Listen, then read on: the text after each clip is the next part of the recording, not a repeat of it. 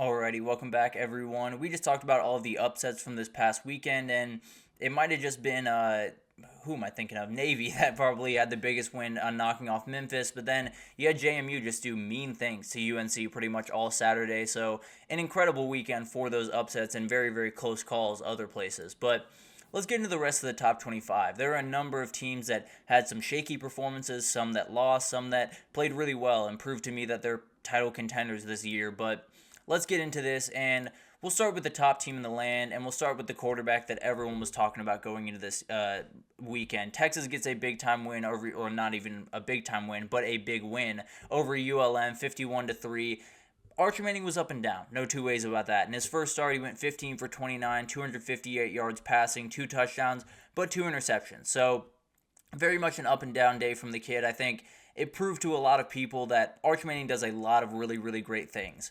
If this Texas team wants to win a title, Quinn Ewers has to be back there at quarterback. There are a couple of little things that are more nuanced and tougher to pick up on if you're not playing, so nothing against Arch by any means, but I do think there are certain things that you're just going to need Quinn Ewers in there if you're going to be able to do the things you want to do this upcoming year. But on the other side, Jaden Blue picked up the slack more than enough. 25 carries, 124 yards, 3 touchdowns on the ground, and then added the receiving touchdown as well. He was absolutely incredible, and it's what Texas fans have kind of been waiting to see from this running back one for this year. If he can get it rolling, then this is a downright terrifying offense. That's already pretty terrifying, but you add that running game and a very dangerous runner, things get really interesting. And Texas continues to roll. Mississippi State this weekend, it sounds like Quinn Ewers will be back for that game, but we'll obviously keep you updated throughout the week. Frankly, I think they might be able to win it with Arch Manning at quarterback because they're favored by I think about 38 points right about now, so absolutely insane, but huge for Texas, and they keep things rolling the way that they very much want to this year. And then you had Miami. I thought this was one of the more impressive performances of the entire weekend because it felt like early on in that game it might just be one of those Mario Cristobal Miami type performances. They were letting USF hang around just a little bit too much, and it was one of those things where you felt like a mistake might happen at some point, and this game becomes very real very quickly. Miami just absolutely stepped on their throat. After about, I think, the 2-minute mark in the second quarter, they just went to work. And Cam Ward was absolutely incredible. 24 for 34, 404 yards, 3 touchdowns, and a pick.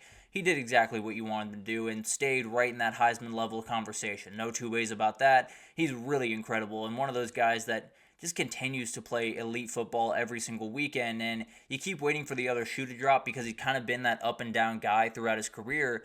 It hasn't yet, so I'm not necessarily super worried about him going forward. I thought it was really, really incredible what USF was able to do early in this game, but also what Miami was able to do in the second half. I think it really proved what Miami is, which is a real title contender. This is a team that is able to, make the adjustments they need to make at halftime and come forward and play really good defense pretty much throughout this day. And then when you have someone like Cam Ward at quarterback, you're going to be able to do a lot of stuff on offense. So I think this is one of those teams that really proved a lot, although, they're playing a team that is a group of 5 team. This is a really solid USF team. We saw it against Alabama. We saw it for much of this game, at least. And I think they're one of those teams that if you can beat them by 35 points, you're doing something right. I can promise you that.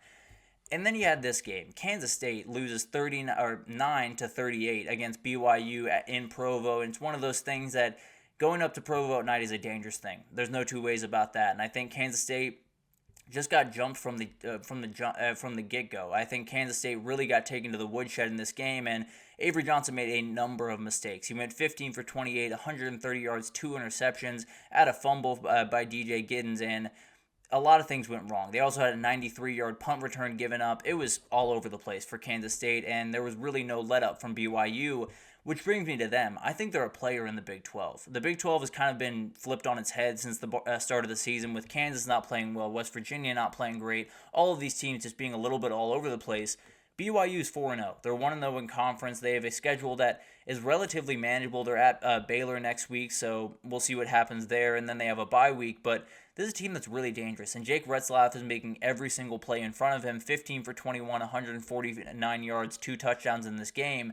He did exactly what you wanted to do, and is definitely one of those quarterbacks that, especially in the Big 12, that is a little bit all over the place, that has so many variables every single week. Having a quarterback that's just going to execute the game plan in front of him can do you a lot of good. So I think BYU is one of those teams that I wasn't necessarily watching to start the season. I'm definitely watching them now. I can promise you that. This LSU game was really interesting, and you did have one really bad piece of news come out. It sounds like Harold Perkins will be out for the rest of the season with a torn ACL. That's a really, really tough life for Blake Baker calling this defense, because that is a huge piece in his defensive scheme. I think it's one of those things that maybe Harold Perkins doesn't make all the plays in the world. He is so important for the guys that do. He is so important to take up all that attention, to take up that extra pass blocker, and then Braden Swinson, who's been incredible this year, is able to kind of eat the way that he has. Had 2 sacks this game, had 3 against South Carolina. He was all over the place. And then J.K. Johnson in the back end of that defense played really, really good football throughout this one. So it feels like that defense is making way. They started this game a little bit tough, but were able to kind of tighten the screws and make big-time plays. It feels like they're kind of making progress the way that a lot of us expected, right? It wasn't going to be perfect from the get-go. Blake Baker has a very aggressive system that you need guys on the back end that are going to be able to play that man defense in. It sounds like J.K. Johnson is really stepping up. I think P.J. Woodland's one of those guys that is probably going to take a little bit more time, but will be very talented towards the end of the year. Ashton Stamp's the exact same way. So I think they're doing enough. And then when you have Garrett Nussmeier on the other side, 32 for 44, 350 yards, 3 touchdowns in this game, you're going to be more than fine. That's one of the best pure throwers of the football in the country, and one of those guys that every time he steps on the field, I get more impressed about what he is. But overall, you need that huge win somewhere. You got this one. You took care of business, kept moving forward. You got to get Ole Miss or Alabama. That's where the season really is decided for this team. They do play South Alabama this upcoming week, so definitely one to watch. Kind of a shootout alert there, but Ole Miss coming after a bye on October 12th, and it's one of those games that if they can get that one, the entire season changes in a hurry for LSU, and I think they're one of those teams that we've kind of written off after that Week 1 performance, but maybe they can make something happen towards the end of this year and get that defense figured out slowly but surely. Notre Dame is Notre Dame at this point. They're one of those teams that I don't want to put it this way because it's a little bit aggressive, but they can throw the ball better than Michigan. They're also going to have to win games the exact same way Michigan does. They're going to have to run the ball. They're going to have to play defense. They're going to have to do all of those things if they're going to want to beat the elite teams on their schedule. Now, they don't have nearly as many elite teams on their schedule as normal teams do, but I do think they're one of those teams that is just going to have to win games a certain type of way. It doesn't mean they can't win games that way, because this defense is absolutely incredible, and Riley Leonard is making plenty of plays, both throwing the ball, or in this game at least, and running the ball, especially with 12 carries, 143 yards, and a touchdown.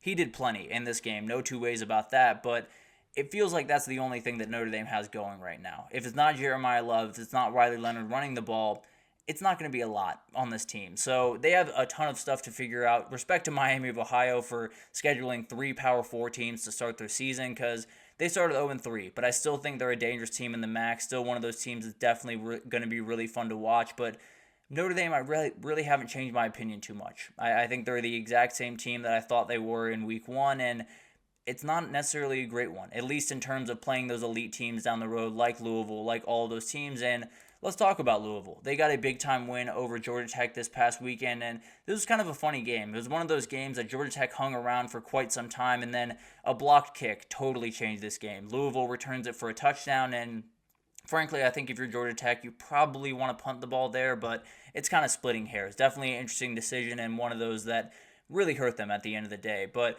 this is a really explosive Louisville team. They made a number of plays down the field. Ja'Cory Brooks made one of the most ridiculous plays of the entire Saturday on a touchdown. And then Chris Bell is one of those guys that get the ball in his hands and he's going to go. He's really, really incredible, and they did a lot of really good things. I think they still have some things to figure out. No two ways about that. I think this was not necessarily the full, complete performance that they would love to have going forward and probably need to have going forward, but you got the win, and it's a huge one at that. Georgia Tech only had 98 yards on 37 carries in this game, so if you're going to beat Georgia Tech, if you can stop that run, then you have a huge, huge advantage in that game. So Louisville's very much in that ACC race. They are probably the third team as I see it right now, with the team I'm about to talk about playing really good football this past weekend, but this is a really dangerous team, again, for Jeff Brom, one of those teams that I wouldn't be surprised if we saw them at Charlotte at the end of the year. They do have some things to figure out, but a very, very fun team, and one that could make all types of noise in the ACC yet again this year.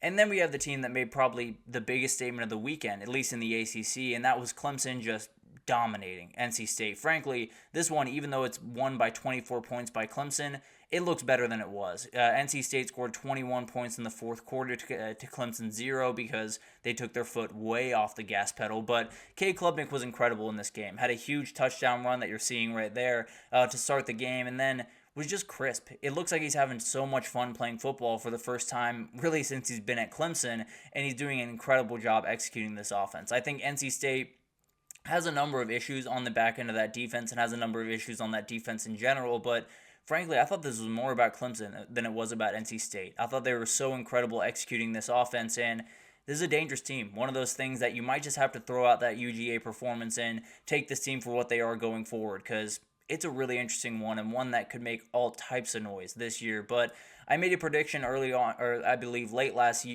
week, where I was talking about I think it's going to be a two-horse race in the ACC. Not necessarily exactly a two-horse race. I do think Miami and Clemson are setting the pace right now. Miami a little bit more so than Clemson, but Clemson's really picking up some slack right about now, and one of those teams that I would not be surprised at all if they ran the table the rest of the way, and we're sitting there waiting for Miami at the end of the road. But really, really fun games. One of those weekends that you saw plenty of stuff. There's no two ways about that, and we got plenty more for you in the next segment. We're going to get to all of the other games that definitely popped out on the page. You know, you had Rutgers get a big-time win at Virginia Tech. You had Florida and Mississippi State play one of the ugliest games of football I've seen in quite some time, at least on the Mississippi State side. But we'll get to that right after this, so stick with us.